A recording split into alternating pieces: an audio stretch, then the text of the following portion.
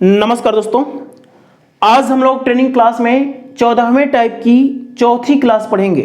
हमारा टॉपिक है area and perimeter of triangle, जो कि मेंसुरेशन 2D का पार्ट है।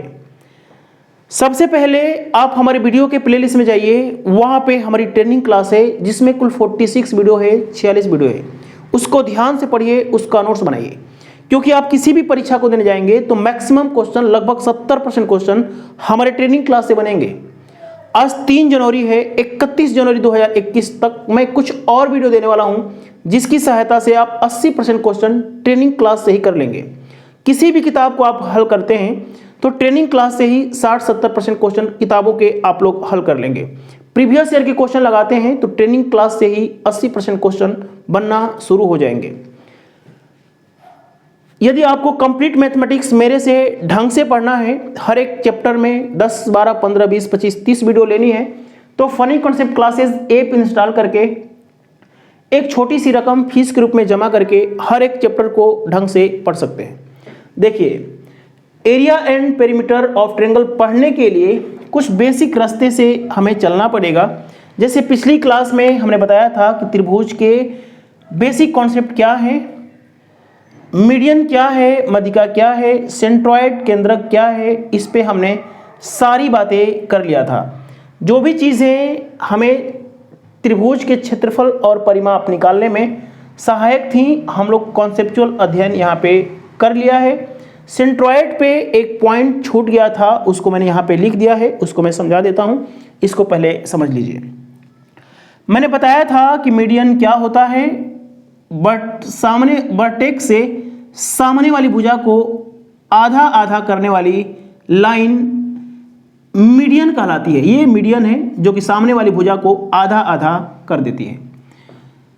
यहां से सामने वाली भुजा को आधा आधा करने वाली लाइन मीडियन कहलाती है। यहां से वर्टेक्स से सामने वाली भुजा को आधा आधा करने वाली लाइन मीडियन कहलाती है।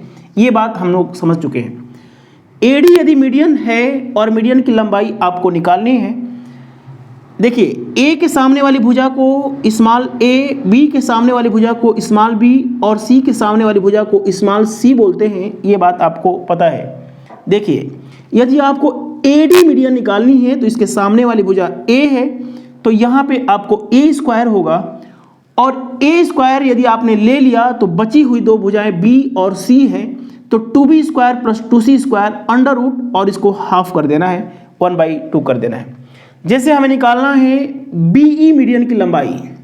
यदि आपको बीई मीडियन की लंबाई निकालनी है तो बी के सामने वाली भुजा बी है, तो ये -b स्क्वायर होगा, और बची हुई भुजाएं 2c square plus 2a square, और इसका हाफ कर देना है, अंडर रूट लगा देना है। ये कैसे आई है, हम लोग सारी बातें ज्योमेट्री में प्रूफ करते हुए आगे बढ़ेंगे।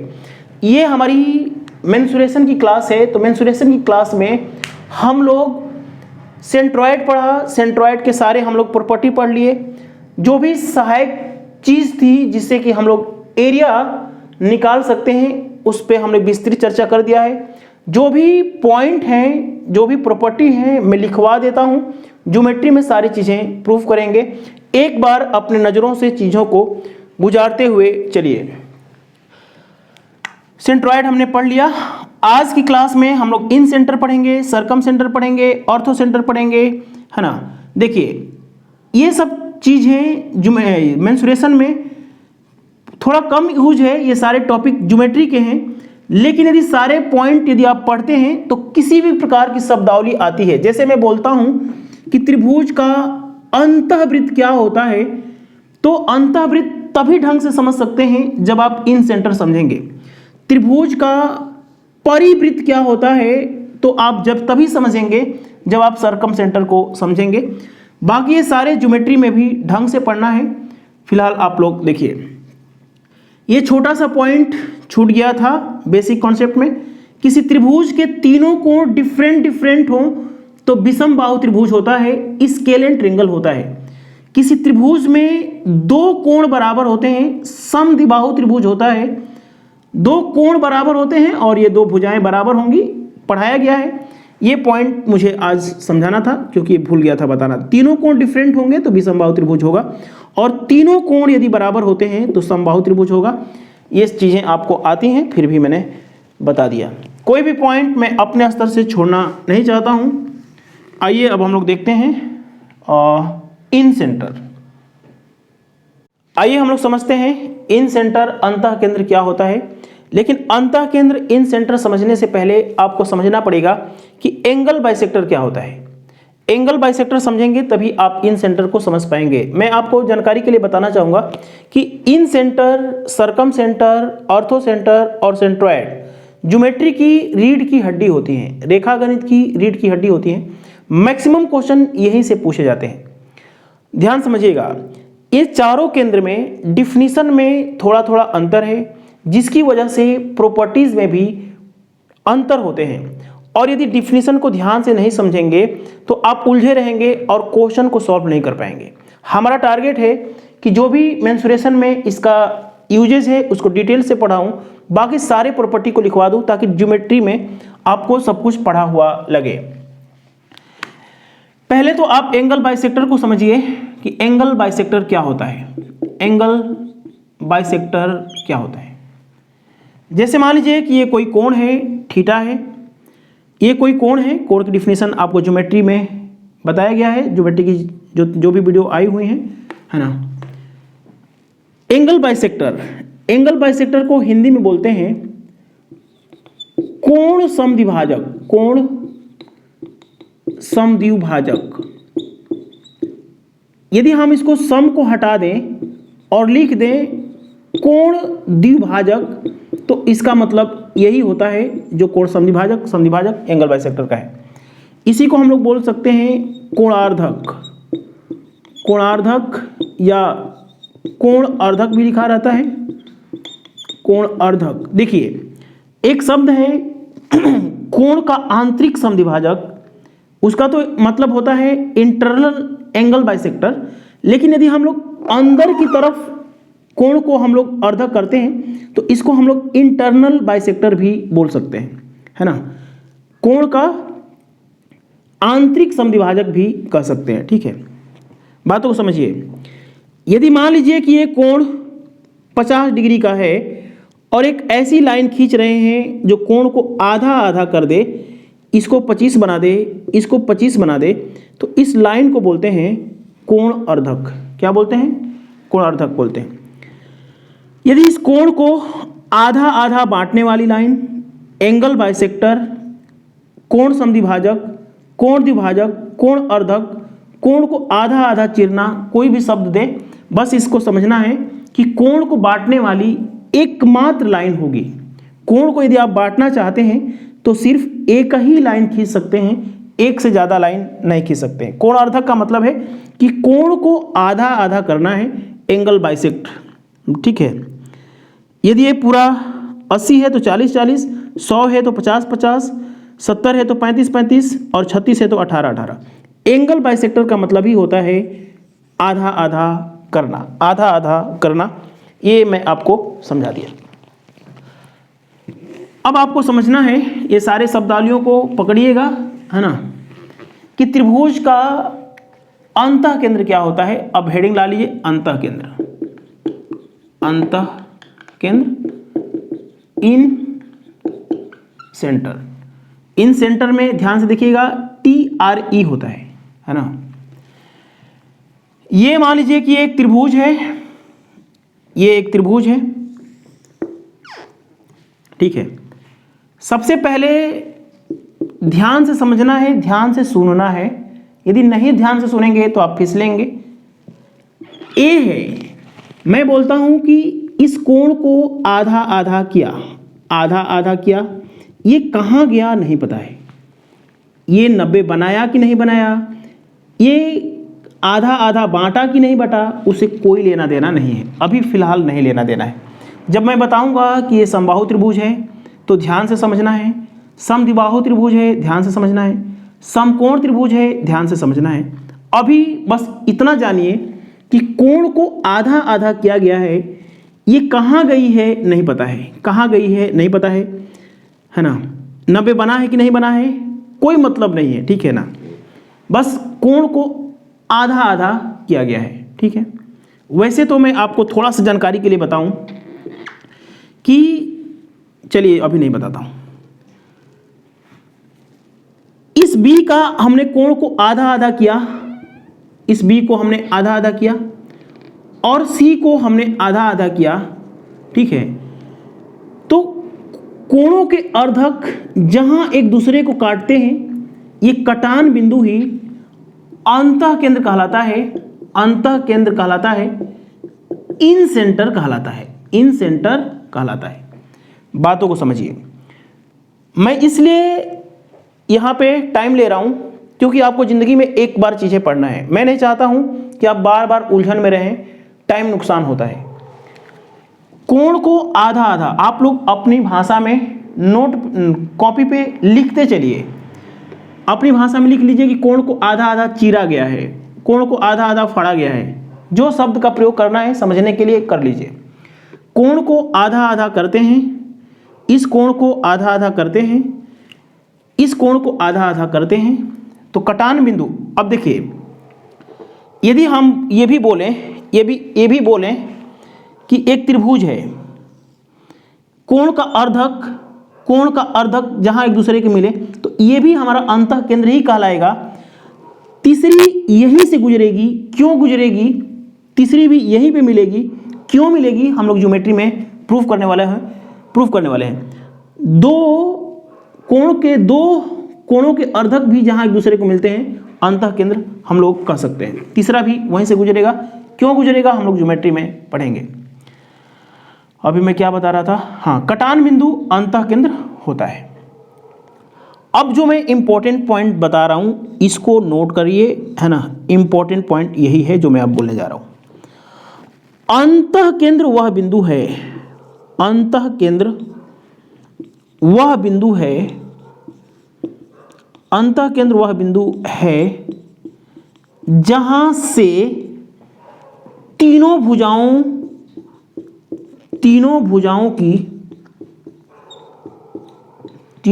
की बहुत इंपॉर्टेंट पॉइंट है, तीनों भुजाओं की लंबवत दूरी बराबर होती है। जो भी छात्र इंग्लिश में देखना चाहते हैं, intersection point of all bisector, intersection point of bisector of A triangle is called in centre. अंतः केंद्र वह बिंदु होता है जहां से तीनों भुजाओं की लंबवत दूरी बराबर होती है। बहुत ही इंपॉर्टेंट पॉइंट है, इसी को काम में लेना है। लंबवत दूरी मतलब क्या बोला मैंने? यहां से देखिए, ये कहां गया है नहीं पता है, ठीक है ना। इसको हम लोग मान लीजिए कि AD है, और ये कहां गया है? B है, और ये कहां गया है नहीं पता है, CF है, ठीक है। मध्यिका में नहीं बता रहा हूं, ठीक है। मध्यिका में प्रॉपर्टी अलग थी, कहां गया है नहीं पता है, आधा आधा बांटा कि नहीं बटा, 90 बनाएगा कि नहीं बनाएगा, त्रिभुज की प्रकृति पर निर्भर करेगा। हम लोग आगे पढ़ने वाले हैं, इस पॉइंट को समझिए। अंतः केंद्र वह बिंदु होता है ना जहां से तीनों भुजाओं की लंबवत दूरी का मतलब है कि यदि यहाँ पे 90 है, यहाँ पे 90 है, लंबवत दूरी यदि हम इसको R बोलें, R centimetre, R kilometre, R metre, जो भी बोलें, तो तीनों भुजाओं की लंबवत दूरी यानी कि ये दूरी जो होगी ना, ये दूरी होगी, ये भी R ही होगी, ठीक है। अभी हम त्रिभुज अपने मन से खींचा गया है ना, तो देखने में लग रहा है कि आपको तीनों भुजाओं की जो लंबवत दूरी होगी ना, ये बराबर होगी। अब ये मत सोचिएगा कि ये बड़ा लग रहा है, ये हमने बनाया है ना, हमारे हाथों में तो इतना जादू तो है नहीं कि मैं उसे, तो ये मैं बोला कि तीनों भुजाओं की जो लंबवत दूरी होगी ये R होगी, है ना। तो ये भी R होगी, तो ये भी R होगी, ठीक है। यदि हम इसको R बोले, लंबवत दूरी बराबर होती है। तो अंतः केंद्र वह बिंदु होता है जहां से त्रिभुज के अंदर एक वृत्त खींचा जाए, है ना। तो ये जो लंबवत दूरी है, रेडियस का काम करेगी। त्रिभुज के अंदर एक वृत्त खींचना, क्या बोलते हैं, शब्दों का क्या प्रयोग करेंगे? खींचना पॉसिबल है। एक त्रिभुज के अंदर वृत्त खींचना पॉसिबल है। अंतः केंद्र वह बिंदु होता है जहां से तीनों भुजाओं की लंबवत दूरी बराबर होती है। देखिए, मैंने फिर से बोल रहा हूं कि ये R नहीं होता है। R कौन सा होता है? लंबवत दूरी वाला R होता है, ठीक है। ये कहां गया है नहीं पता है। ये कहाँ गया है नहीं पता है, ये कहाँ गया है नहीं पता है, ठीक है। लेकिन तीनों भुजाओं से लंबवत दूरी जो दूरी होती है, ओ सॉरी लंबवत दूरी तो ये है ना, डाला है हमने, लंबवत दूरी बराबर होती है। एक वृत्त खींचा जा सकता है त्रिभुज के अंदर, इसको हम लोग आर से बोलते हैं। देखिए मैं धीरे धीरे पढ़ाऊंगा, मैं नहीं चाहता हूं कि कोई भी चीज़ फिसले आपसे। यदि अंतःवृत्त की रेडियस निकालनी है, अब हेडिंग डाल लीजिए अंतःवृत्त की त्रिज्या। देखिए अंतःवृत्त की जो त्रिज्या होती है ना, अंतःवृत्त की जो त्रिज्या होती है, त्रिभुज का क्षेत्रफल में अर्ध परिमाप से भाग देना है। ये यदि मैं चाहूं तो इसको हम यहां पे छोड़ सकता हूं, काम हो चुका है। जो रेडियस है, वृत्त खींचा गया है, वृत्त खींचा जा सकता है। इस वृत्त की जो रेडियस होती पूरे त्रिभुज के क्षेत्रफल में, एस का मतलब होता है अर्ध परिमाप समझते हैं। देखिए ये त्रिभुज है तो ए बी सी है ना, तो ए बी सी का मतलब है कि ए प्लस बी प्लस परिमाप हो गया और आधा, तो एस क्या है, a plus B plus C by 2 है, और डेल्टा क्या है, त्रिभुज का क्षेत्रफल है। देखिए हमें मेंसुरेशन में काम लेना है, क्षेत्रफल पे बात करनी है।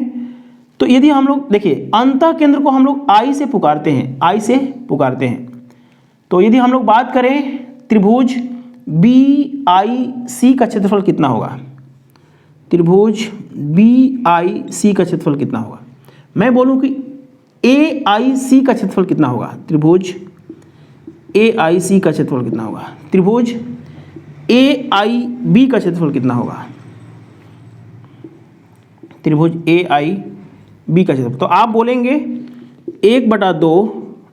देखिए ए के सामने वाली भुजा को हम लोग क्या बोलते हैं बताइए, ए के सामने वाली भुजा को स्मॉल ए बोलते हैं ना, और बी के सामने वाली भुजा को हम लोग स्मॉल बी बोलते हैं ना, पिछली क्लास में बताया गया है।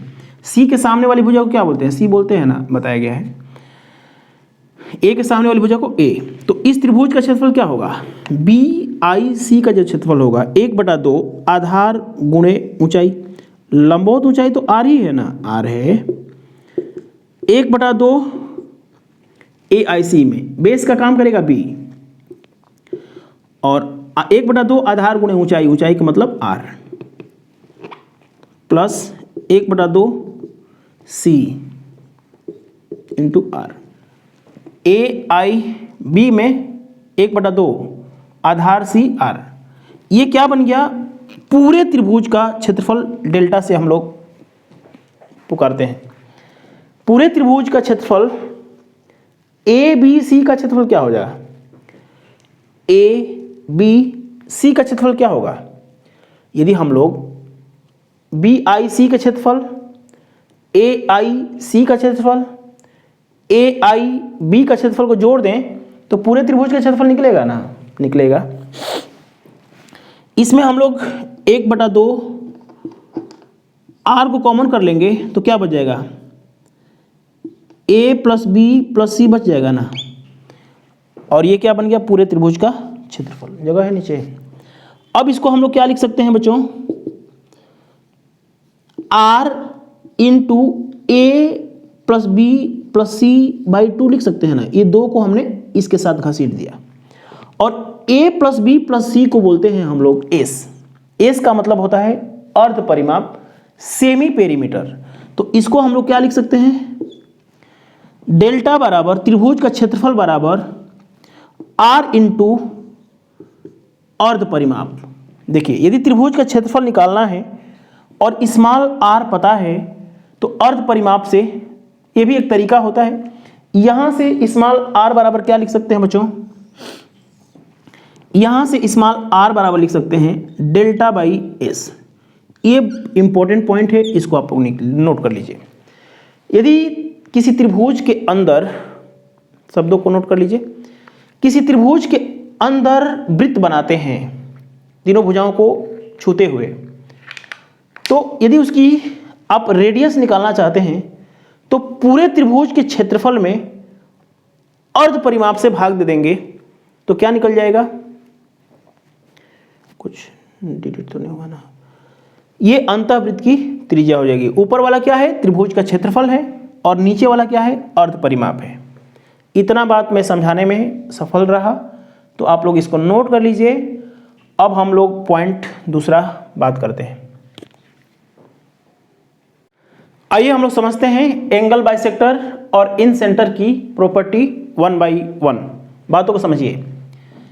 जैसे मान लीजिए कि ये कोई त्रिभुज है, ये कोई त्रिभुज है ए बी सी।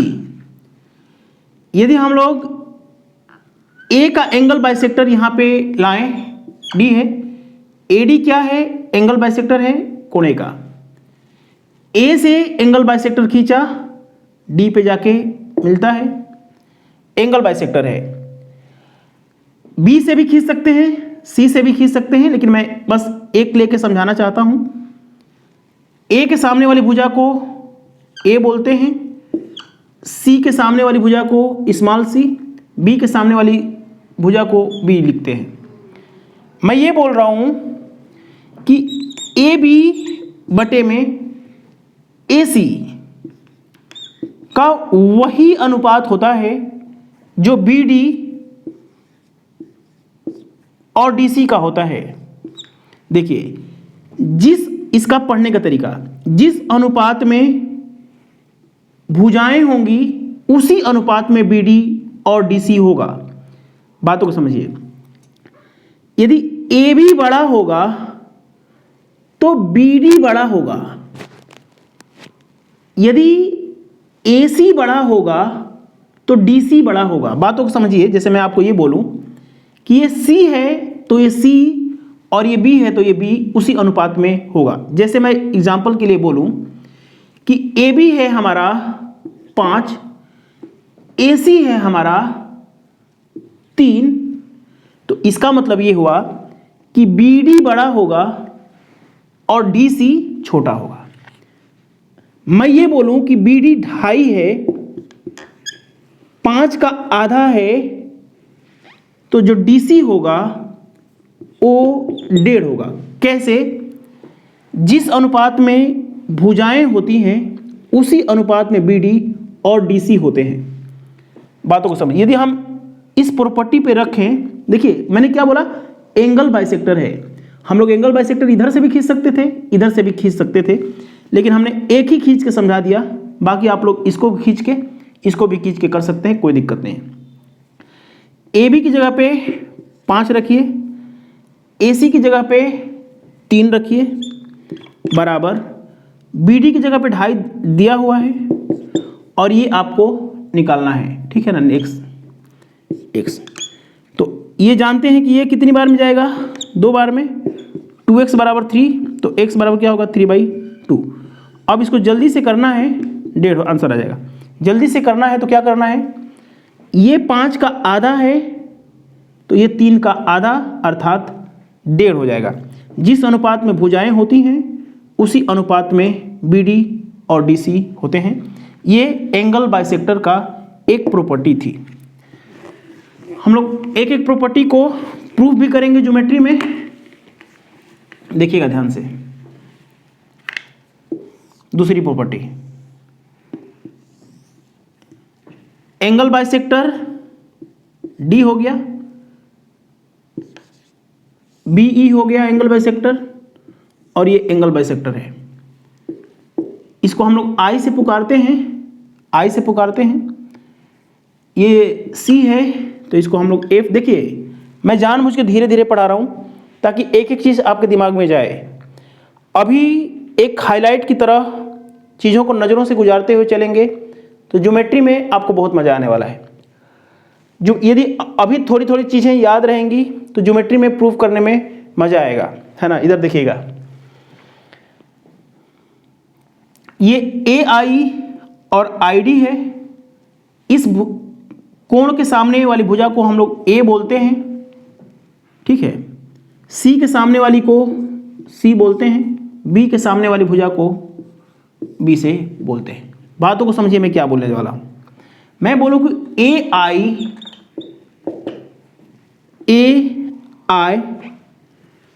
और आई डी का रेशियो क्या होगा, ए आई और आई डी का रेशियो जो होगा ओ होगा आपका, देखिए यदि आपने लिया है, यदि कोणार्धक किया है सामने ए वाली पे, तो इधर लिख दीजिए ए, और जो बच गई इधर लिख दीजिए बी प्लस सी, कोई दिक्कत की बात नहीं है। यदि मैं बोलूं कि बी आई और आई कितना होगा, बी आई और आई डी कितना होगा, देखिए बी से अर्धक खींचा गया है तो आई डी की तरफ आ जाएगा बी, और जो बच गया बी आई की जगह क्या बच गया, ए और सी बच गया, तो यहां पे लिख देना है ए सी। ठीक है, मैं पूछूं सी आई आई एफ कितना होगा, सी आई एफ कितना होगा, तो देखिए सी आई एफ के सामने वाली भुजा सी लिख दीजिए, और बचा क्या, ए प्लस बी बच गया। समझ में आया है, ए और बी, ये दूसरी प्रॉपर्टी थी, इसको आप लोग दिमाग में सेट करिए।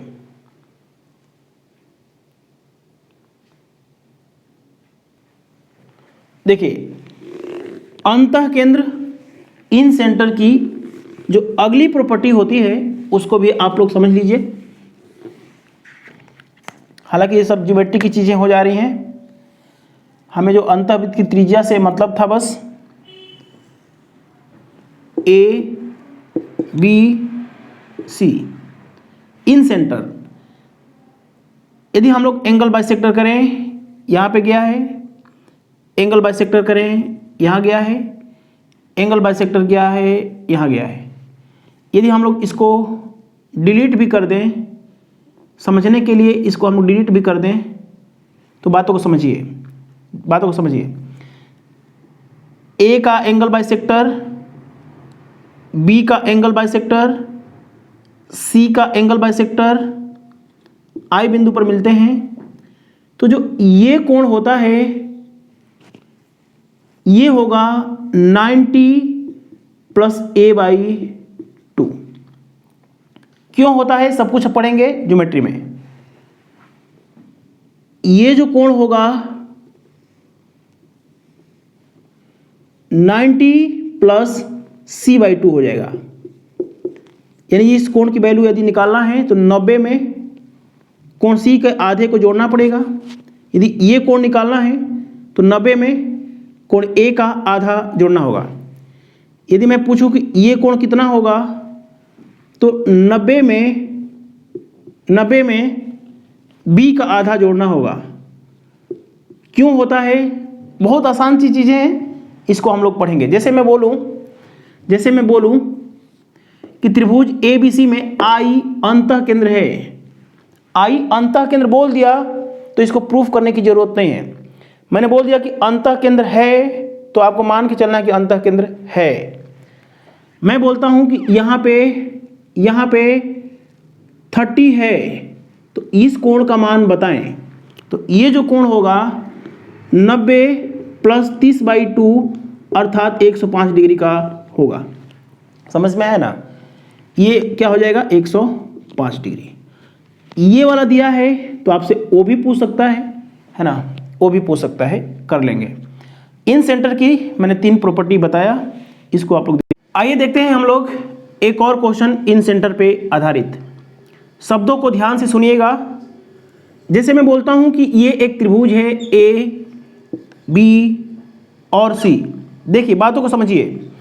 यदि मैं बोलता हूं डायरेक्टली कि त्रिभुज ए बी सी में आई अंतः केंद्र है, तो आपको मान के चलना है।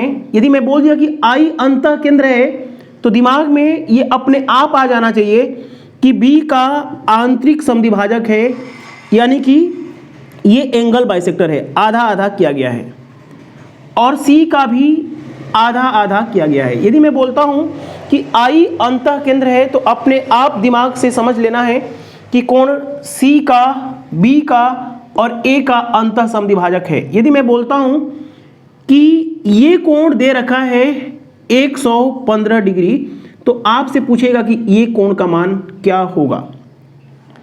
ये भी दे सकता है, यदि मैं बोलूं, यदि ना बोलूं मैं कि I अंतः केंद्र है, मैं बोलने का तरीका ये हो जाए कि कोण B का आंतरिक समद्विभाजक, कोण C का आंतरिक समद्विभाजक, एंगल बाइसेक्टर, कोण समद्विभाजक, कोण द्विभाजक, कोणार्धक I पर मिलते हैं। कोण BIC बराबर 115 डिग्री दिया है, तो आपसे पूछेगा कि BAC कितना होगा, कोण BAC कितना होगा। देखिए इसका आसान तरीका ये है कि देखिए कि 90 से कितना ज़्यादा है, 90 से कितना ज़्यादा है, तो 90 से 25 ज़्यादा है, तो यहाँ पे आप कर दीजिए 50, यही आपका आंसर है।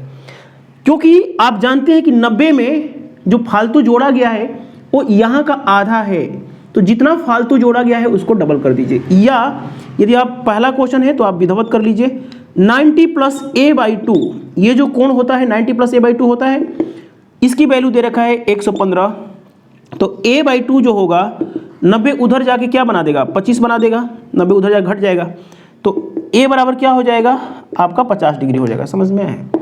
ये भी देखिए शब्दों को ध्यान से समझ लीजिए। यदि मैं बोल दिया डायरेक्टली कि I अंतः केंद्र है तो आपको प्रूफ करने की जरूरत नहीं है, मान के चलना है कि कोण B का आंतरिक समद्विभाजक और C का आंतरिक समद्विभाजक, A का आंतरिक समद्विभाजक किया गया होगा। मैं ये भी बोलूं कि B का आंतरिक समद्विभाजक, C का आंतरिक समद्विभाजक यहाँ मिलते हैं I पे, तो अंतः केंद्र अपने आप ये हो जाएगा।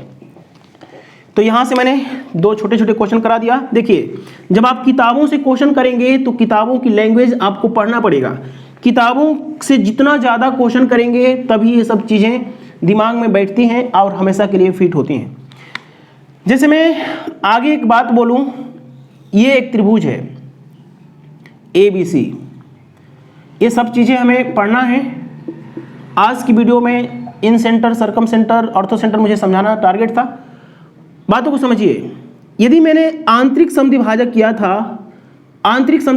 था, तो ये होता था 90 प्लस a/2।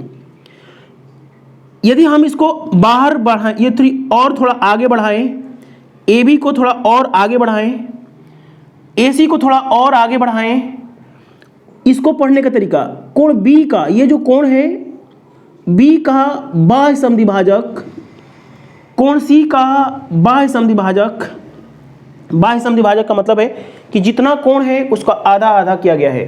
कोण C का बाह्य समद्विभाजक, कोण B का बाह्य समद्विभाजक यदि मान लीजिए कि O पे मिलते हैं, तो ये जो कोण बनता है ना, ये जो कोण बनता है वो होता है 90 माइनस a/2 बनता है।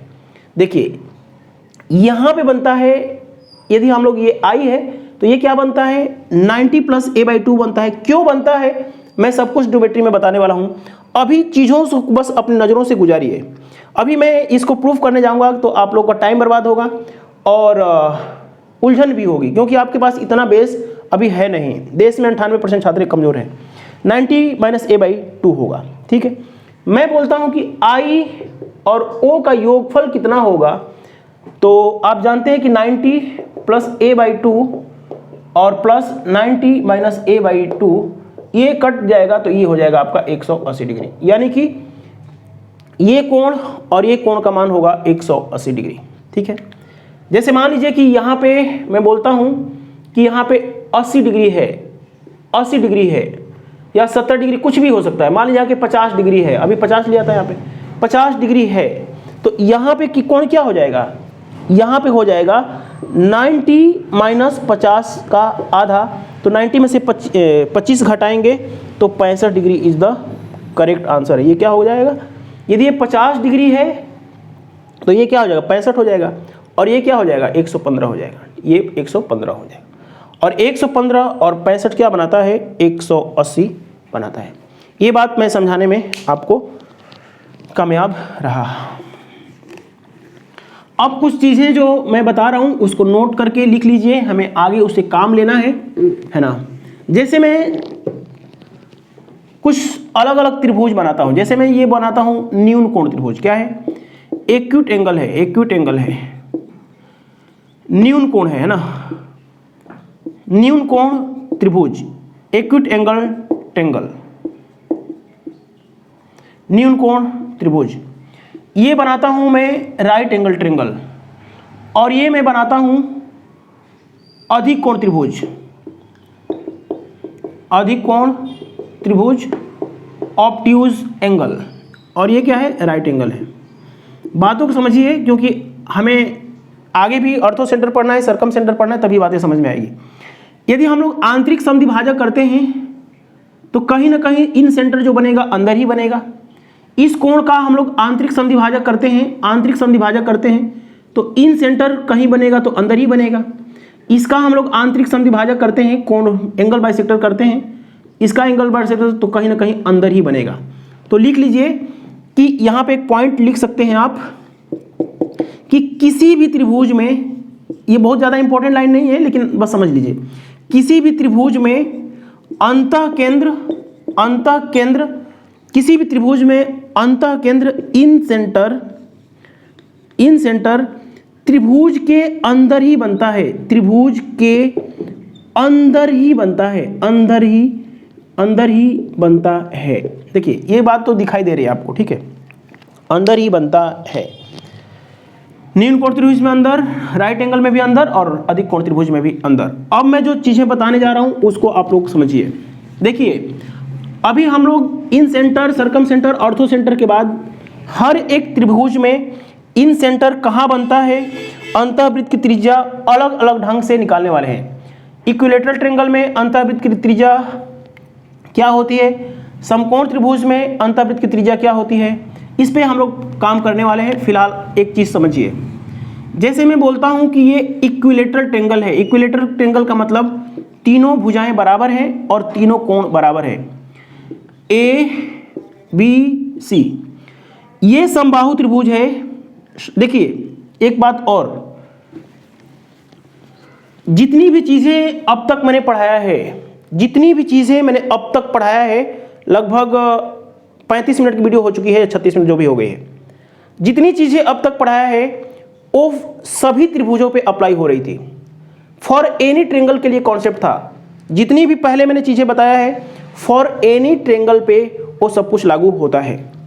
विशेष परिस्थितियों में जैसे मैं बोलता हूं कि ये समबाहु त्रिभुज है, ए है, ए है, ए है, तो इसका इन सेंटर यदि आप खींचेंगे ना, इन सेंटर खींचेंगे तो ये 90 पे आएगा।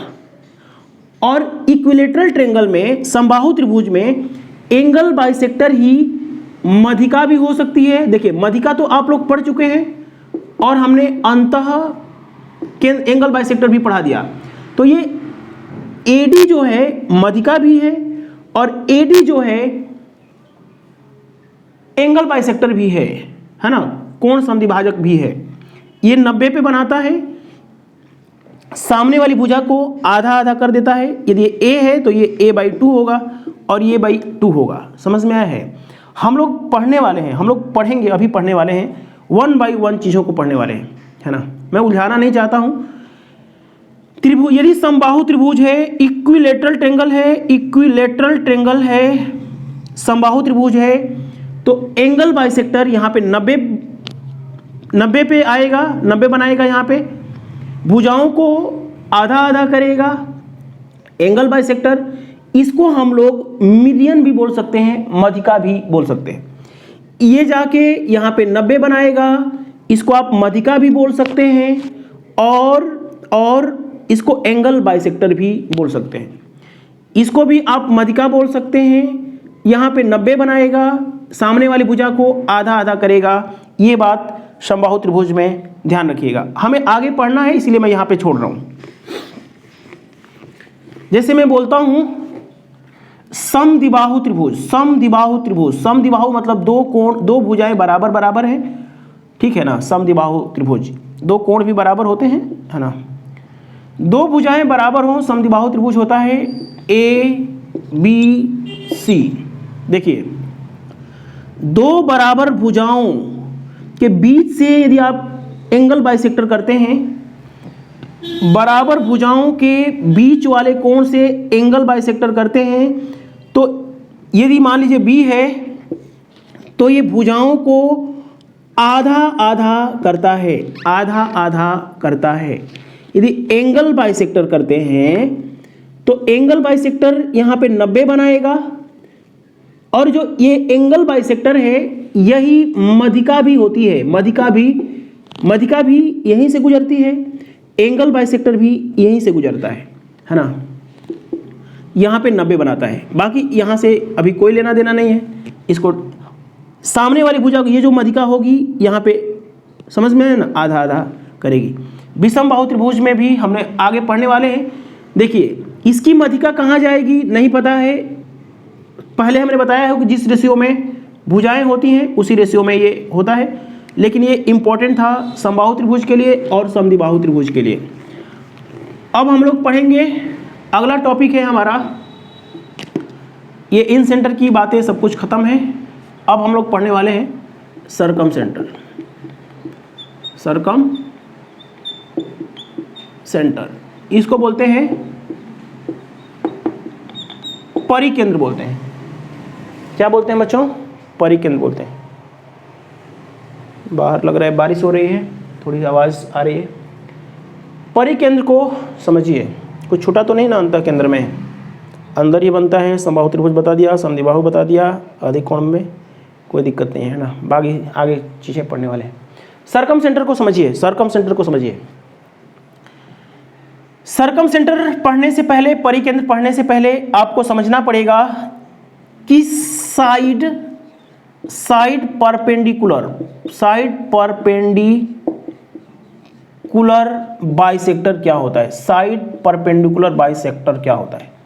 क्या एक शब्द लगा है परपेंडिकुलर मतलब 90 डिग्री, समझ में है, और भुजाओं पे परपेंडिकुलर बाइसेक्टर, हिंदी में क्या बोलेंगे? भुजाओं का भुजाओं का लंब समद्विभाजक, क्या बोलेंगे? लंब समद्विभाजक। और यहाँ पे एक शब्द लगा है साइड, इसका मतलब भुजाओं पे, भुजा का लंब समद्विभाजक। बाइसेक्टर का मतलब होता है समद्विभाजक।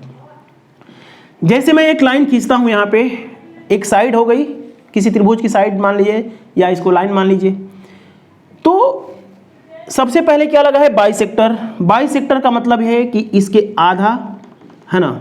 समद्विभाजक, लंब समद्विभाजक, यह इसका मतलब यह है कि यहाँ से एक लंब डालना होगा जो भुजाओं को आधा आधा करे। देखिए हम लोग बाइसेक्टर कहीं से भी खींच सकते हैं, कई खींच सकते हैं, लेकिन एक शब्द लगा है लंब, यानी भुजा पे ये लंब होना चाहिए। आधा आधा, यदि ये पूरा भुजा ए है तो ये a/2 होना चाहिए और ये 2 होना चाहिए, समझ में आ रहा है ना। और ये यहाँ पे 90 बनाना चाहिए, समझ में, इनसे कोई मतलब नहीं है। लंब समद्विभाजक का मतलब है ना, आधा आधा कर दे भुजाओं को और यहाँ पे 90 बनाए, ये आपको समझ में आ गया है। सरकम सेंटर देखिए, जैसे मान लीजिए कि ये एक त्रिभुज है, और ये जो मैं कॉन्सेप्ट बता रहा हूँ फॉर एनी ट्रेंगल के लिए बता रहा हूँ, फॉर एनी ट्रेंगल पे अप्लाई होगा, फॉर एनी ट्रेंगल, है ना। अभी मैंने कोई स्पेसिफिक ट्रेंगल का नाम नहीं लिया है। मैं बोलता हूं कि इस भुजा पे लंब डालिए, लंब समद्विभाजक, यानी भुजाओं का आधा आधा करना जरूरी है। यदि ये भुजा पूरा b है तो ये b/2 होगा और ये b/2 होगा। मध्यिका नहीं खींचा हमने, मध्यिका यहाँ से खींची जाती है, सामने वाली भुजा को आधा आधा करती है, लेकिन हमने लंब समद्विभाजक खींचा है, यानी कि यहाँ पे 90 बनना चाहिए, ठीक है। यहाँ से लंब समद्विभाजक, यहाँ पे देखिए ये वर्टेक्स से गुजरेगा कि नहीं गुजरेगा नहीं पता है, ये कहाँ जा रहा है नहीं पता है, ये त्रिभुज की प्रकृति पर निर्भर करेगा कि कौन सा त्रिभुज है। इसका लंब समद्विभाजक यहाँ पे 90 होना चाहिए और भुजा का आधा आधा होना चाहिए। तो ये जिस बिंदु पे तीनों भुजाएं प्रतिच्छेद करती हैं, इस बिंदु को ही हम लोग बोलते हैं परिकेंद्र सरकम। देखिए बच्चों, ये जो चीज़ें आप पढ़ने वाले हैं, चारों केंद्र, केंद्रक, अंतः केंद्र, परिकेंद्र, लंब केंद्र, सारों में सभी में थोड़ी थोड़ी डिफिनीशन का अंतर है, इस वजह से प्रॉपर्टी में थोड़ा सा अंतर आएगा। मैं चीज़ों को धीरे धीरे पढ़ा रहा हूँ, हमारे शब्दों को सुनते रहिए और एक बार में ही ये सारी चीज़ों को क्लियर करने की कोशिश कीजिए। बाद में पढ़ेंगे बहुत दिक्कत हो जाएगा, अन्य कहीं पढ़ेंगे तो आपको कन्फ्यूजन हो जाएगा। हम कन्फ्यूजन नहीं छोड़ रहे हैं, मैं फिर से बोल रहा हूँ, भुजाओं का आधा आधा और यहाँ पे लंब होना जरूरी है, भुजाओं का आधा आधा यहाँ लंब होना जरूरी है, यहाँ पे भुजाओं का आधा आधा यहाँ पे लंब होना जरूरी है, भुजाओं का आधा आधा, भुजाओं का आधा आधा, भुजा का आधा आधा, भुजा का आधा आधा, यहाँ पे लंब बनना जरूरी है ना। कहाँ से गुजरेगा नहीं पता है, शीर्ष से गुजरेगा वर्टेक्स से गुजरेगा नहीं पता है, कहाँ जाके गुजरेगा नहीं पता है।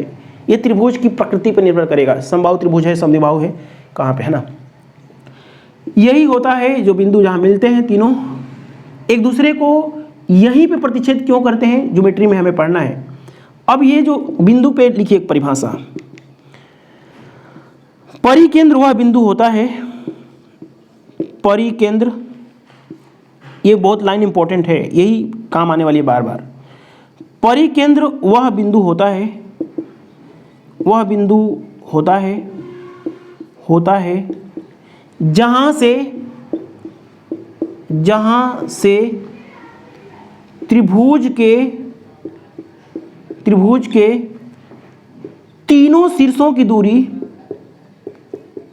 तीनों शीर्षों की, शीर्ष का मतलब समझते हैं ना, वर्टेक्स, शीर्षों की दूरी बराबर बराबर होती है, बराबर होती है। देखिए अंतःकेंद्र वह बिंदु होता है जहां से त्रिभुज के तीनों शीर्षों की दूरी, देखिए मोटा से हमने कर रहा हूं, मोटा से, ठीक है, ग्रीन ले लूं क्या, इसको घूर के देखिए, ये घूर के देखिए, ये ग्रीन वाले को घूर के देखिए, वर्टेक्स से परिकेंद्र की दूरी, वर्टेक्स से परिकेंद्र की दूरी, वर्टेक्स से परिकेंद्र की दूरी, वर्टेक्स से परिकेंद्र की दूरी, यदि हम इसको r बोलेंगे तो इसको r बोलना पड़ेगा, इसको भी r बोलना पड़ेगा। ये तीनों वर्टेक्स से दूरी, शीर्षों की दूरी बराबर बराबर होती है। क्यों होती है, ज्योमेट्री में हमें पढ़ना है। यदि बराबर है तो इस त्रिभुज के ऐसे एक वृत्त खींचना संभव है, तीनों शीर्षों से छूते हुए एक वृत्त खींचना संभव है। और ये जो परिकेंद्र से शीर्ष की दूरी होती है वही होती है परिवृत्त की त्रिज्या। परिवृत्त, ये जो वृत्त बनाया है तीनों शीर्षों को छूते हुए, जब ये रेडियस बराबर होगी तो वृत्त खींचना संभव है कि नहीं, संभव है। और इसी r को बोलते हैं परिवृत्त की त्रिज्या, परिवृत्त की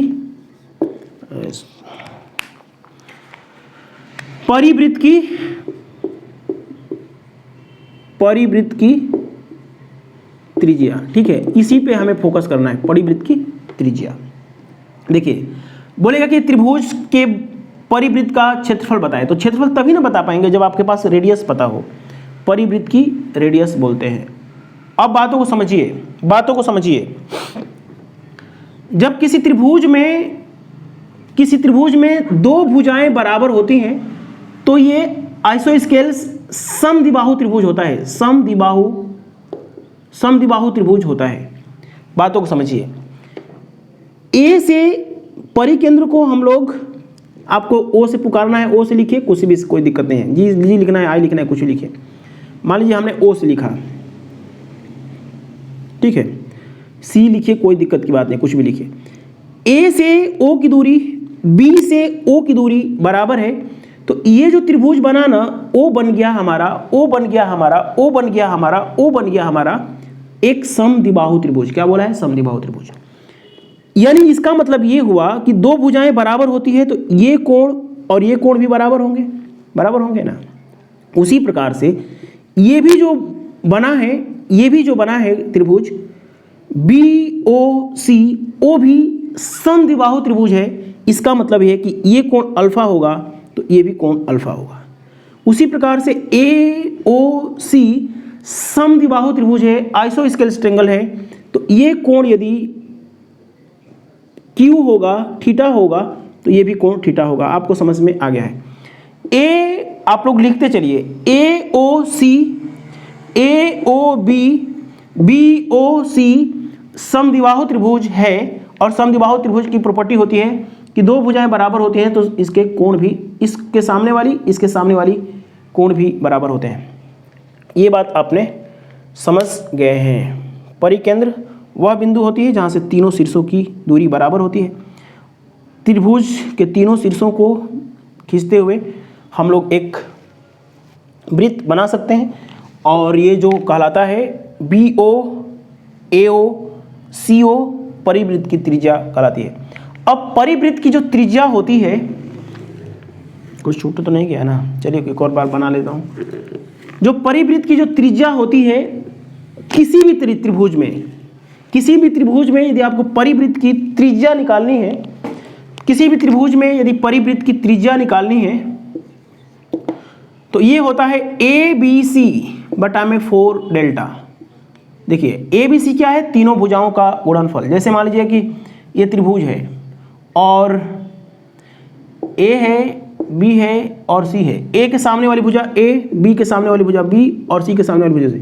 तो ABC का मतलब तीनों भुजाओं का गुणनफल और डेल्टा का मतलब है त्रिभुज का क्षेत्रफल,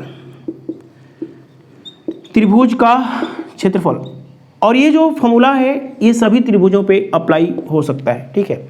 लेकिन जब आगे हम लोग पढ़ेंगे समबाहु त्रिभुज, समद्विबाहु त्रिभुज, समकोण त्रिभुज, तो परिवृत्त की जो रेडियस होगी हम लोग अपने तरीके से भी निकाल सकते हैं, है ना। ABC बटे में 4 डेल्टा कैसे आया है उसको एक बार आप लोग समझ लीजिए।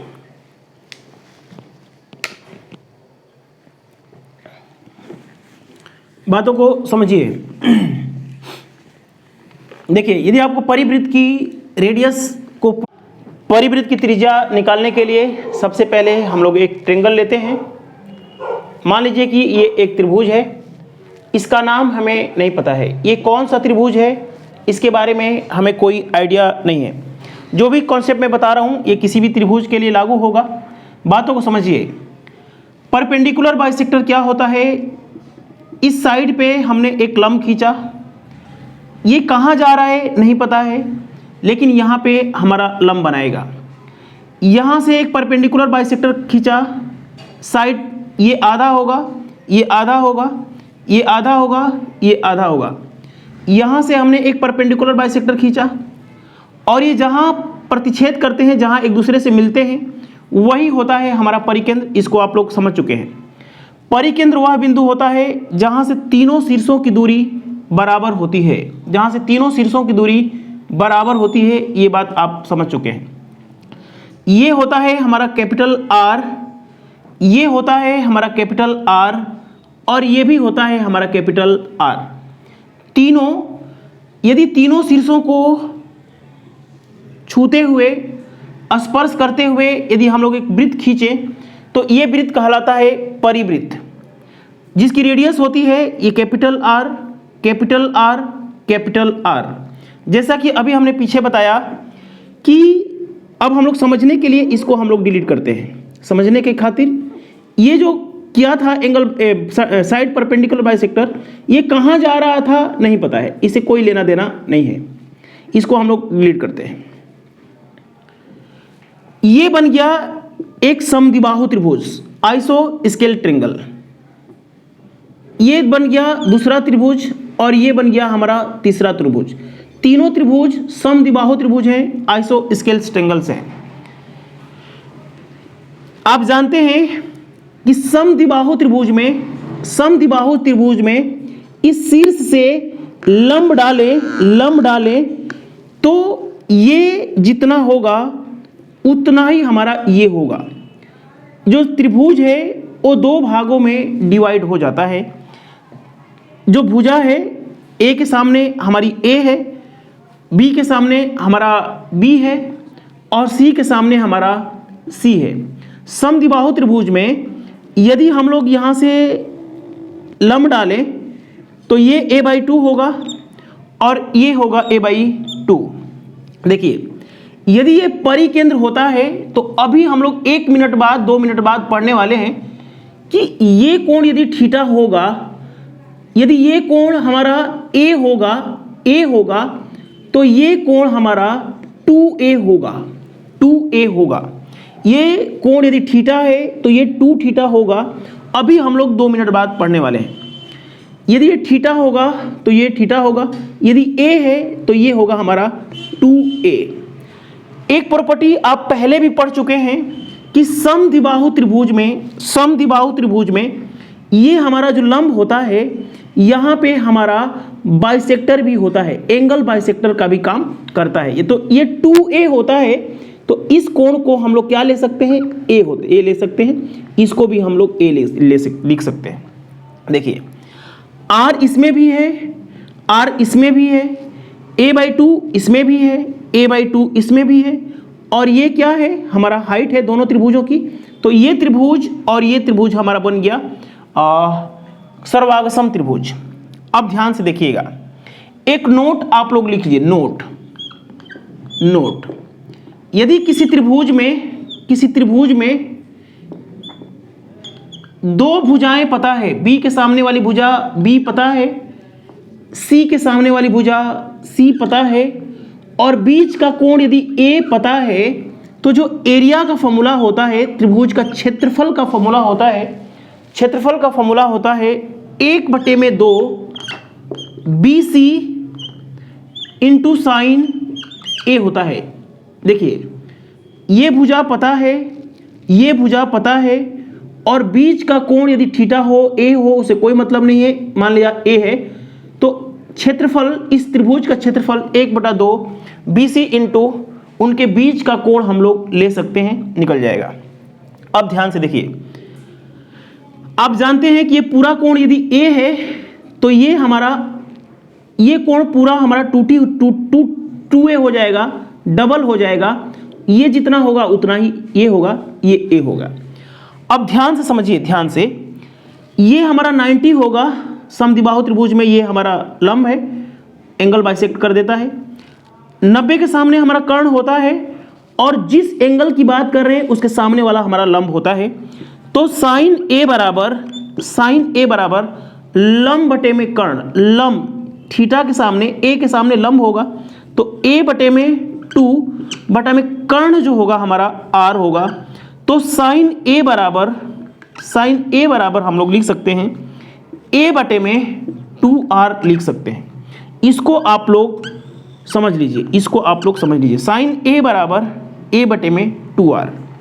अब साइन A की वैल्यू यहाँ पे यदि हम लोग फिट कर दें तो क्या बनेगा, 1/2 BC इंटू A/2R हो जाएगा। समझ में आ रहा है ना, A/2R हो जाएगा। देखिए ये हमारा ABC को घूर के देखिए, ये आ जाएगा हमारा ABC बटे में 2 दूनी का 4R हो जाएगा, और ये हो जाएगा त्रिभुज का क्षेत्रफल। समझ में आया है। अब हम लोग इसको क्या लिख सकते हैं, डेल्टा इंटू 4R बटा में A बराबर ABC। हमें क्या निकालना है, R निकालना है। तो R जो होगा ABC बटे में 4 डेल्टा हो जाएगा। R बराबर क्या हो जाएगा, 4 डेल्टा। और यही हमें प्रूव करना था। ये जो आप देख रहे हैं कैपिटल R, ये परिवृत्त की रेडियस है, ये रेडियस इसको बोलते हैं। देखिए ये जो आप ABC बटे में 4 डेल्टा पढ़ रहे हैं, ये किसी भी त्रिभुज में अप्लाई हो सकता है, चाहे वो इक्विलेटरल ट्रायंगल हो, चाहे समद्विबाहु त्रिभुज हो, समकोण त्रिभुज हो, विषमबाहु त्रिभुज हो, किसी में भी अप्लाई हो सकता है। जैसे जैसे हम लोग आगे सारे त्रिभुज को पढ़ेंगे, वैसे वैसे हम लोग सभी त्रिभुजों में अलग अलग कुछ परिवृत्त की त्रिज्या पढ़ेंगे, और अपने तरीके से भी उनको हम लोग निकालेंगे सब कुछ। जनरल फॉर्मूला, जैसे मैंने एक एग्जांपल किया, आपको बात बताऊं कि त्रिभुज का क्षेत्रफल क्या होता है, आधार गुणे ऊंचाई होता है ना। लेकिन जब आप इक्विलेटरल ट्रायंगल आ जाता है तो त्रिभुज √3/4a² भी होता है। तो ये क्या होता है, जनरल फॉर्मूला होता है। उसी प्रकार से ABC बटे में 4 डेल्टा जो होता है वो हमारा जनरल फॉर्मूला होता है। अभी अगला टॉपिक पढ़ेंगे तो समझ में आ जाएगा। अब मुझे क्या बताना है, बातों को समझिएगा। ABC यदि O परिकेंद्र है, यदि मैंने बोल दिया कि O परिकेंद्र है, O परिकेंद्र है, तो आप मान के चलिए कि परिकेंद्र है। यदि मैं बोला कि O अंतः केंद्र है, तो आपको मान के चलना है कि अंतः केंद्र है। यदि मैं बोलता हूं कि O परिकेंद्र है, तो परिकेंद्र की सारी प्रॉपर्टी आपको यूज करना है। परिकेंद्र कहता है कि यदि ये कोण थीटा है, तो ये जो कोण होता है सेंटर पे बना कोण, उस कोण का डबल होता है। ये डबल क्यों होता है, बस आप ज्योमेट्री में करने वाले हैं। बहुत आसान चीज़ें हैं, ऐसी टफ कोई चीज़ नहीं है, लेकिन मैं अभी बताना नहीं चाहता हूँ, ठीक है। ये थीटा होगा तो ये क्या हो जाएगा, 2 थीटा हो जाएगा। जैसे हम लोग वर्टेक्स से इसको मिलाएं और ये अल्फा लें, तो ये क्या हो जाएगा, 2 अल्फा होगा। ध्यान रखिएगा कि अंतः केंद्र में यदि ये थीटा होता था तो ये 90 + θ/2 होता था। ये परिकेंद्र है तो थीटा होगा, तो ये क्या हो जाएगा, 2 थीटा। जैसे मान लीजिए ये बोलता हूँ कि ये गामा है, तो ये जो कोण होगा क्या हो जाएगा, 2 गामा हो जाएगा। समझ में है, 2 गामा हो जाएगा। बातों को समझिए। या तो मैं डायरेक्टली बोल दूंगा कि O परिकेंद्र है, तो ये जो प्रॉपर्टी है परिकेंद्र वाली आपको समझना पड़ेगा। ये समद्विबाहु त्रिभुज है, आपको समझना पड़ेगा। ये 90 पे जाएगा, ये 90 पे यहाँ पे जाएगा, ये आपको समझना पड़ेगा, है ना। शुरू से पढ़िए, कई बार रिवीजन कीजिए, तब आपको दिमाग में आएगा ये। या मैं ये बोल दूं, यदि मैं इसी क्वेश्चन में ये बोल दूं कि त्रिभुज ABC में परपेंडिकुलर बाइसेक्टर O पे मिलते हैं, तो दिमाग में झनक जाना चाहिए कि तीनों शीर्षों की दूरी बराबर होगी। यदि परपेंडिकुलर बाइसेक्टर यहाँ पे मिल रहे हैं तो ये परिकेंद्र होगा, और परिकेंद्र में यदि थीटा होगा तो ये 2 थीटा होगा। ये 2 थीटा क्यों होगा अभी मैं बताना नहीं चाहता हूँ। चलिए, ये आसान, सब कुछ आसान है। देखिए क्यों होता है, समझिए लीजिए। इन सेंटर में बताया था मैंने क्यों होता है, नहीं बताया हूं तो यहां भी ना बताऊं क्या। देखिए परिकेंद्र क्या कहता है कि लंब समद्विभाजक साइड परपेंडिकुलर बाइसेक्टर, आधा आधा आधा आधा आधा आधा आधा आधा आधा आधा आधा आधा, और यहाँ पे लंब होगा ना। तीनों शीर्षों की दूरी बराबर होती है। क्यों होती है, सब कुछ समझना है। आप जानते हैं कि ये x होगा तो ये भी क्या होगा, x ही होगा, क्योंकि 2 भुजाएं बराबर हैं। A से लेके O तक, B से लेके O तक और C से लेके O तक बराबर है। यदि x होगा, इसको मान लेते हैं y मान लेते हैं, ठीक है, y मान लेते हैं। देखिए अब कुछ चीज़ें ज़्यादा बताना पड़ जाएगा। देखिए एक और नोट लिख लीजिए, यहाँ पे नोट लिख लीजिए। मैं इसीलिए किसी चीज़ को प्रूफ नहीं करा रहा हूँ, क्योंकि प्रूफ कराने पे बहुत सारी चीज़ों अपने दिमाग में रखना पड़ेगा। जैसे मान लीजिए कि एक त्रिभुज है A, B और C। यदि BC को आगे बढ़ाते हैं, तो ये जो कोण होता है ना, ये कोण और इस कोण के बराबर होता है, योगफल के बराबर होता है। जैसे मान लीजिए कि θ1 है और ये θ2 है, तो ये जो बाह्य कोण होगा वो θ1 और θ2 होता है। ये हमें पढ़ना है, बेसिक में भी जान लीजिएगा, जहाँ पे बेसिक हमने लिखवाया था वहाँ पे लिख लीजिएगा। किसी त्रिभुज में एक भुजा को आगे बढ़ा रहे हैं तो बना बाह्य कोण 2 अभिमुख अंतः कोण के योग के बराबर होता है। तो आप बताइएगा कि ये कोण कितना होगा। जैसे ये तो आपका ये कोण कितना होगा, x और x 2x होगा कि नहीं, 2x होगा। ये y है तो ये भी y है। त्रिभुज में इस भुजा को आगे बढ़ाया तो ये 2y होगा ना, तो यहाँ पे क्या हो जाएगा 2x + y, यानी कि x और y यदि पता होता तो यहाँ पे रख देते तो क्या हो जाता, 2 गुना हो जाता। किसी भी चीज़ को प्रूफ करने के लिए बहुत सारी चीज़ें आपको आना चाहिए। सिमिलरिटी आनी चाहिए, कोसाइन रूल आना चाहिए, साइन रूल आना चाहिए, ट्रिगोमेट्री का बेसिक आना चाहिए, तब चीज़ों को प्रूफ कर सकते हैं। फिलहाल आप सारे पॉइंट को पढ़ते चलिए। एक छोटा सा क्वेश्चन मैं करवा देता हूं परिकेंद्र पे। यार देखिए, जैसे मैं बोलता हूं कि त्रिभुज ABC में O परिकेंद्र है, सरकम सेंटर है। ये कोण यदि 50 डिग्री है तो इस कोण का मान कितना होगा? जल्दी से आप लोग आंसर कमेंट कर दीजिए। जितने भी छात्र देख रहे हैं आंसर आप लोग कमेंट कर दीजिए। यदि ये 50 डिग्री है तो ये कोण कितना होगा? सेंटर पे बना कोण 2 गुना होता है, ये होगा आपका ना 100 डिग्री हो जाएगा। और मैं बोलता हूं कि O अंतः केंद्र है तो ये क्या हो जाता? 90 + a/2 हो जाता। समझ में आ रहा है? ये सब चीजें पॉइंट आपको दिमाग में रखना पड़ेगा। यदि ये कोण मैं बोलता हूं कि ये कोण है आपका 130 डिग्री, ये कोण कितना होगा? तो आपको तुरंत करना है 65 डिग्री, इसका आधा होता है ना। जब आप क्वेश्चन किताबों से करेंगे तो शब्दों पे आपको पकड़ बनानी होगी। जैसे मैं बोलता हूं त्रिभुज ABC में, त्रिभुज ABC में ये भुजाओं पे लंब समद्विभाजक है, भुजाओं का लंब समद्विभाजक है, भुजाओं का लंब समद्विभाजक है। तो दिमाग में झंझनाहट अपने आप हो जाना चाहिए कि ये जो कटान बिंदु होगा ये परिकेंद्र होगा, तीनों शीर्षों की दूरी बराबर होगी, ये समद्विबाहु त्रिभुज बनेगा। ये चीजें अपने आप दिमाग में आ जाएगी। ये 90 होगा तभी आप चीजों को बना पाएंगे। ये थीटा होगा तो ये 2 थीटा होगा, है ना। ये अल्फा होगा तो ये क्या होगा? 2 अल्फा होगा। ये गामा होगा तो ये 2 गामा होगा। ये बात आपको समझ में आ गई है।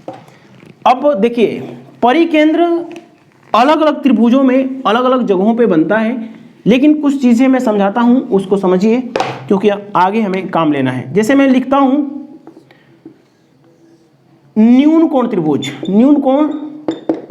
देखिए दोस्तों ये सब चीजें ना बड़ी उलझाऊ होती है। यदि आप ढंग से कई बार नहीं पढ़ेंगे तो आप उलझे रह जाएंगे। हमें भी पढ़ाने में बहुत दिक्कत होता है ये सब चीजें। न्यून कोण त्रिभुज होता है, ये समकोण त्रिभुज होता है, और ये होता है हमारा अधिक कोण त्रिभुज। क्या होता है? अधिक कोण त्रिभुज। ठीक है, देखिए इतनी छोटी सी पॉइंट पढ़ाने में 1 घंटा लग गया।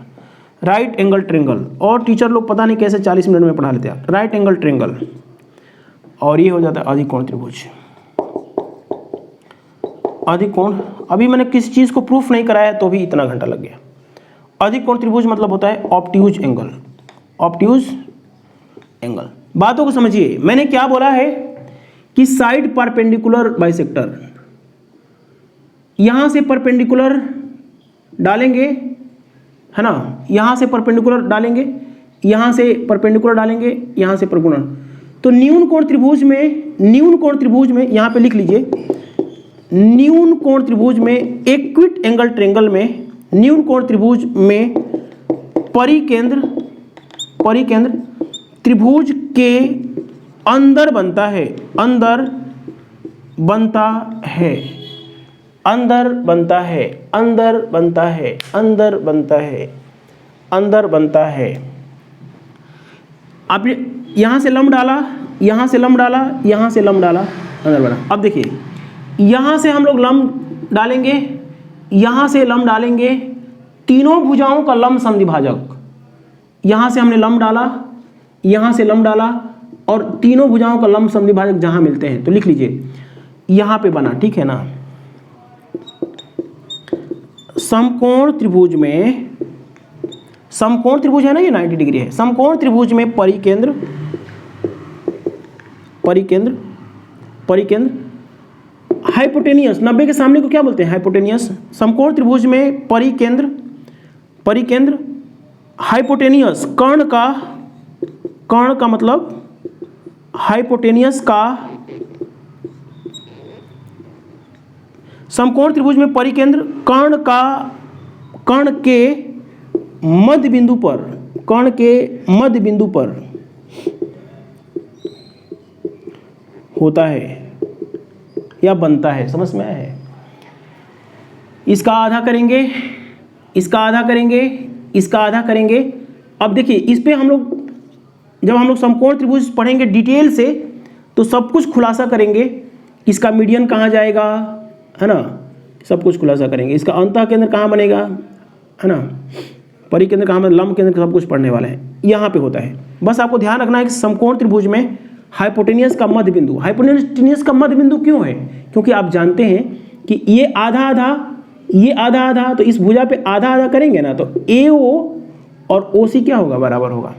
यहाँ से वृत्त खींचेंगे, तो यही इसकी रेडियस होती है, यही इसकी रेडियस होती है, यही होती है रेडियस होती है। समझ में आया ना?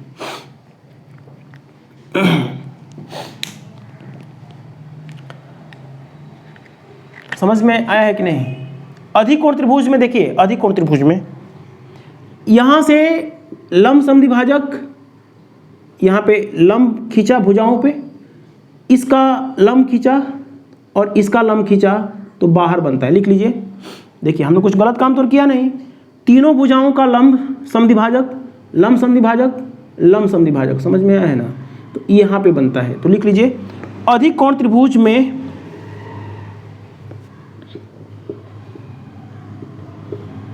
अधिकोण त्रिभुज में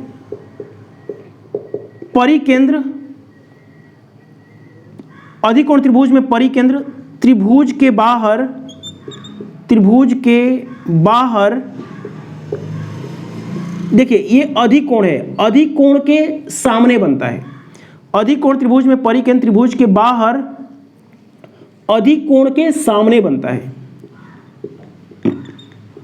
अधिक कोण के, राइटिंग समझ में आ रही है ना? अधिक कोण के सामने बन, जो मैं बोल रहा हूं उस पर भी फोकस कर। अधिक कोण के सामने बनता है।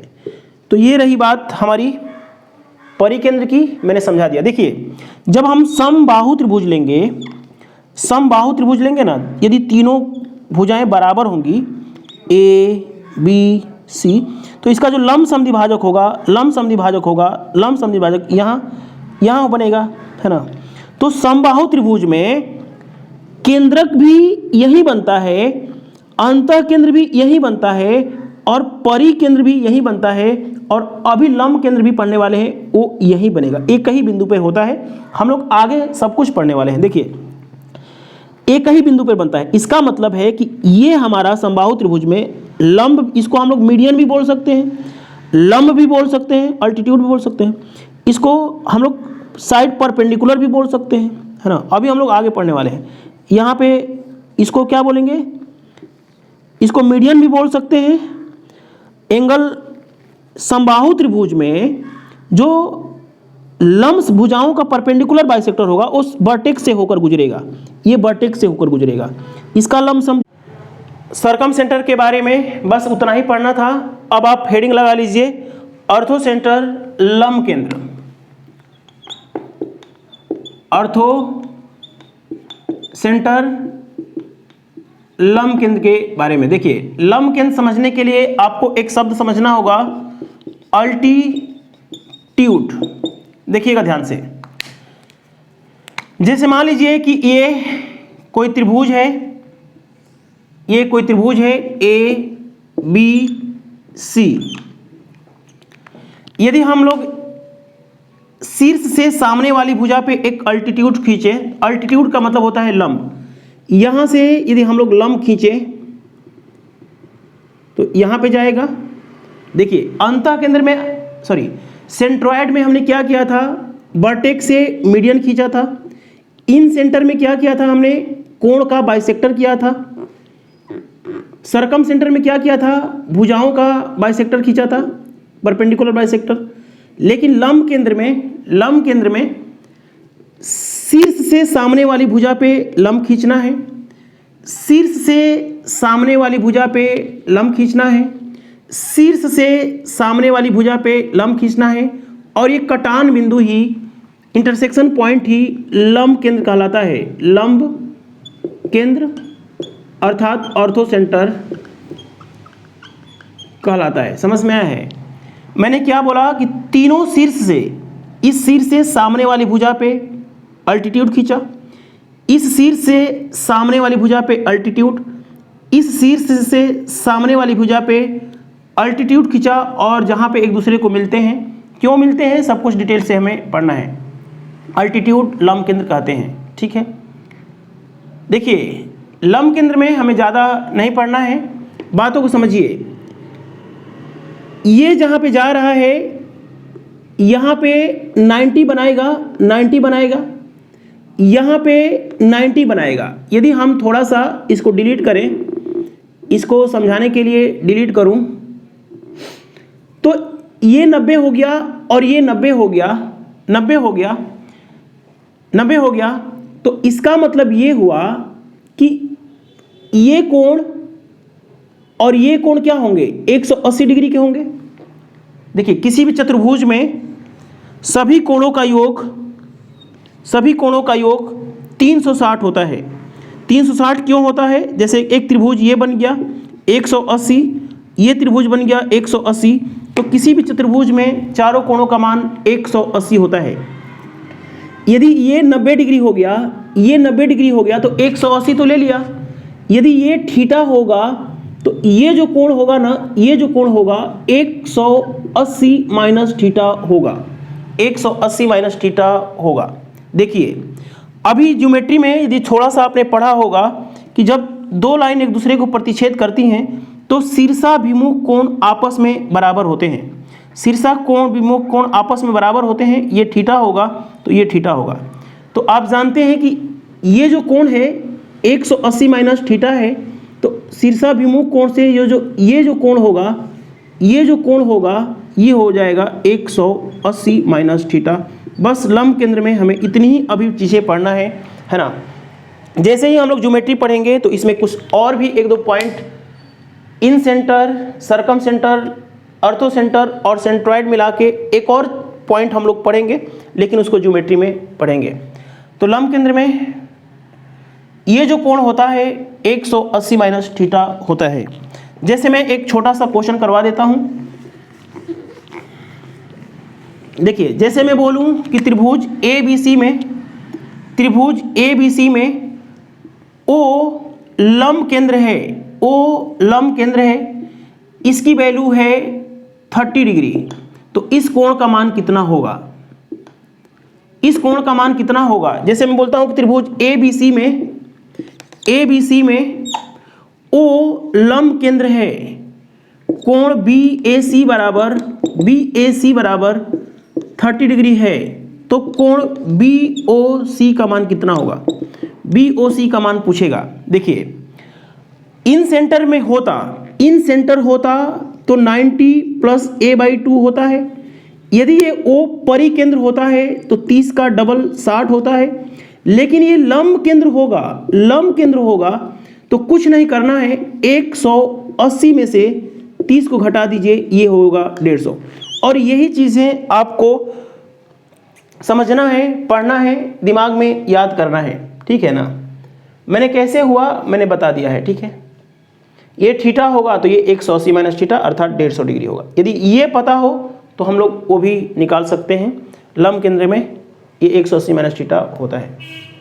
देखिए अलग अलग त्रिभुजों में लंब केंद्र अलग अलग जगहों पे बनता है। जैसे हम लोग ले न्यून कोण त्रिभुज,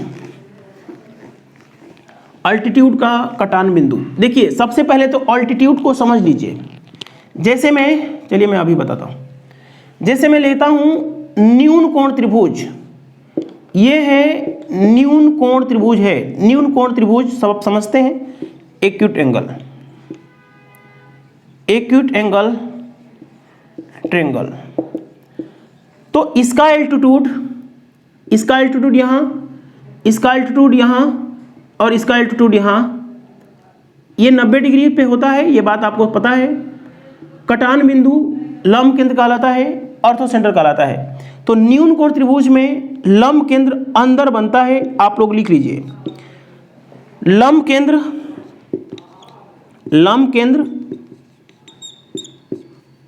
न्यून कोण त्रिभुज में, एक्यूट एंगल ट्रायंगल में, न्यून कोण त्रिभुज में अंदर बनता है।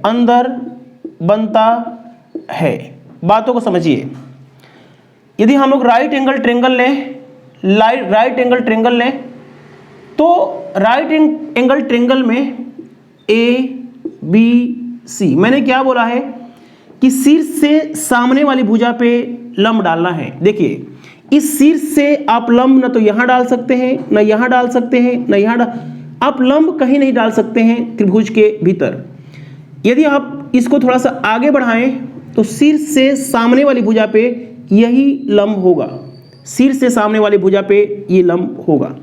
देखिए इस शीर्ष से सामने वाली भुजा पे आपको लंब न तो यहाँ से डाल सकते हैं, न यहाँ से डाल सकते हैं, न यहाँ डाल सकते हैं। सामने वाली भुजा पे यदि आप लंब डालना है तो निश्चित रूप से ये जो लंब जाएगा यहीं से गुजरेगा। ठीक है, देखिए अब यहाँ से सामने वाली भुजा पे लंब डालना है तो ये आपका यहाँ पे इधर जाएगा और कटान बिंदु ही लंब केंद्र कहलाता है। तो लिख लीजिए समकोण त्रिभुज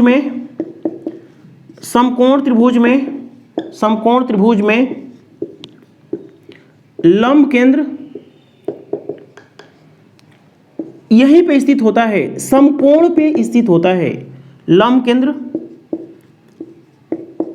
समकोण पर स्थित होता है, आपको मैंने दिखा भी दिया है, स्थित होता है। देखिए मैंने क्या बोला है कि शीर्ष से सामने वाली भुजा, इस भुजा पे लंब डालना है तो आप लंब इधर नहीं डाल सकते हैं, इसको थोड़ा आगे बढ़ा के लंब इसी पे डालना पड़ेगा। यदि यहाँ से लंब डालना है तो यही लंब जाएगा, शीर्ष से सामने वाली भुजा पे लंब डालेंगे तो यहीं पे सब एक दूसरे को मिलेंगे। तो समकोण त्रिभुज में लंब केंद्र हमारा यहीं पे स्थित होता है। ये बात आपको समझ में आ गई है। समकोण त्रिभुज में समकोण पे स्थित होता है। ये सारे पॉइंट आप लोग देख लीजिए, समझ लीजिए, 1 नंबर के क्वेश्चन यहाँ से भी बन जाते हैं। अब हमारा पढ़ना है अधिक कोण त्रिभुज में अल्टीट्यूड कैसे खींचते हैं। देखिए अल्टीट्यूड पता होता है तो 1/2 आधार गुणे ऊंचाई से क्षेत्रफल भी निकालते हैं हम लोग, इसके बाद वाले टॉपिक में पढ़ना है। देखिए ये हमारा त्रिभुज है अधिक कोण त्रिभुज। कौन सा त्रिभुज है? अधिक कोण त्रिभुज है, अधिक कोण त्रिभुज है। देखिए यदि आपको अल्टीट्यूड खींचना है अधिक कोण त्रिभुज में तो देखिए ABC सामने वाली भुजा पे अल्टीट्यूड आप भीतर नहीं खींच सकते हैं, भीतर बिल्कुल भी नहीं खींच सकते हैं, समझ में आया है। यदि आपको अल्टीट्यूड खींचना है तो इसको थोड़ा आगे बढ़ाना होगा, ये हमारा अल्टीट्यूड हो गया। ठीक है, अल्टीट्यूड हो गया। यदि इसका क्षेत्रफल निकालना है तो आधार गुणे ऊंचाई कर देना है, इसको थोड़ा सा और आगे बढ़ाएंगे, शीर्ष से अल्टीट्यूड खींचना है। देखिए इस भुजा को थोड़ा सा आगे बढ़ाएंगे तो इसका अल्टीट्यूड हमारा इधर जाएगा और इसका अल्टीट्यूड जहाँ पे एक दूसरे को मिलते हैं वही बिंदु हमारा लंब केंद्र कहलाता है। तो आपने देखा कि अधिक कोण त्रिभुज में, लिख लीजिए यहाँ पे पॉइंट लगा के, अधिक कोण त्रिभुज में लंब केंद्र त्रिभुज के बाहर अधिक कोण के पीछे बनता है। बाहर अधिक कोण के पीछे बनता है। पीछे जो मैं बोल रहा हूं उसको सुनते रहिए, पीछे बनता है। मैं दिखा भी दिया कि अल्टीट्यूड इसका इधर जाएगा, इसका अल्टीट्यूड, और इधर बाहर कहीं मिलेगा, बाहर बनता है। तो बस लंब केंद्र में हमें इतनी ही बातें पढ़नी थी, समझनी थी। देखिएगा एक पॉइंट और हमें आगे ज्योमेट्री में पढ़ना पड़ेगा, इन सेंटर, सेंट्रॉइड, सरकम सेंटर और ऑर्थो सेंटर पे एक और पॉइंट, 1-2 पॉइंट और हैं जो कि ज्योमेट्री में पढ़ेंगे। यहाँ क्षेत्रफल में अभी उसकी कोई ज़रूरत नहीं है। तो आज की वीडियो लगभग बन चुकी होगी 1.5 घंटे की, और ये पूरी जो वीडियो है ज्योमेट्री की भी रीढ़ की हड्डी है, और मेंसुरेशन में बस थोड़ा सा हमें इसमें काम लेना था, शब्दावलियों ज़रूरत थी, इसीलिए कंप्लीट वीडियो में हमने पढ़ा दिया है। इन सेंटर, सरकम सेंटर, ऑर्थो सेंटर और सेंट्रॉइड, इसकी पहली वीडियो में पढ़ाया था। इस वीडियो को देख लीजिए, समझ लीजिए, और कल से हम लोग पढ़ने वाले हैं एरिया ऑफ ट्रायंगल।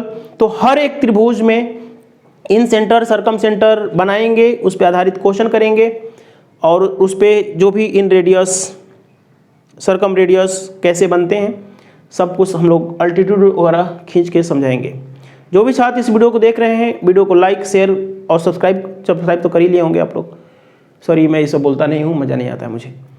आप लोग जो भी छात्र देख रहे हैं वीडियो पे ज़रूर कमेंट कर दीजिएगा। तो हमारे साथ जुड़े रहने के लिए धन्यवाद। और कंप्लीट मैथमेटिक्स के लिए आप लोग ले करके सारे चैप्टर को ढंग से पढ़िए, जो भी हमारी ऐप में वीडियो हैं।